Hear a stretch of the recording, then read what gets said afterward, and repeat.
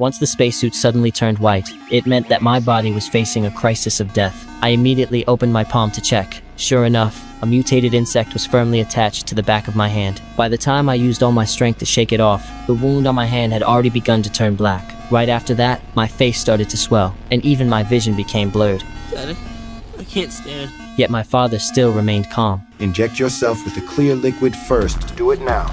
I trembled as I took off the medical kit from my back, picked up a healing serum, and stabbed it hard into the injection point. My heartbeat felt as if it was ignited by flames, burning so fiercely that I nearly lost consciousness. Under my father's instructions, I finally endured this trial of death. As the serum took effect, I slowly woke up from unconsciousness. Seeing the color of the spacesuit return to normal, my father finally let out a sigh of relief. But from his eyes, I couldn't see the slightest ease. Instead, there was an even deeper worry. I knew the reason, because 1,000 years later, Earth's temperature difference between day and night was extreme. Even plants could instantly freeze. If I couldn't find a geothermal zone before nightfall, I would definitely not survive. So, under my father's guidance, I gritted my teeth and headed toward the geothermal zone, 10 kilometers away. Fortunately, before darkness fell, I finally reached the destination. But when I checked the supplies, my heart tightened sharply. 2 vials of the healing serum were damaged. Without these 2, it meant I couldn't possibly last until the final destination. I hesitated for a long time, but eventually chose to conceal it, because I knew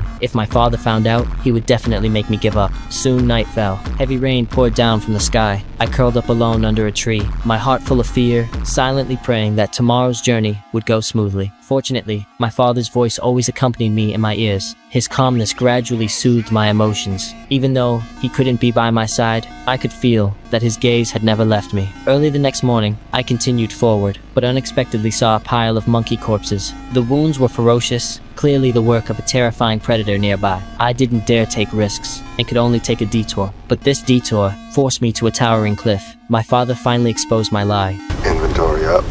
I could only lower my head, slowly opening the supply box. Why are you not showing me the case?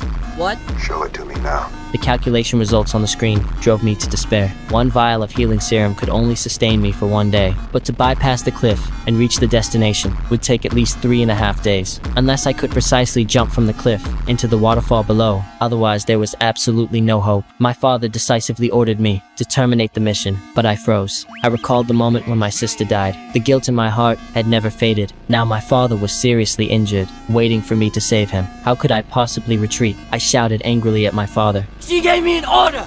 She said no matter what, don't come out of that box! And you think I'm a coward? I'm not a coward!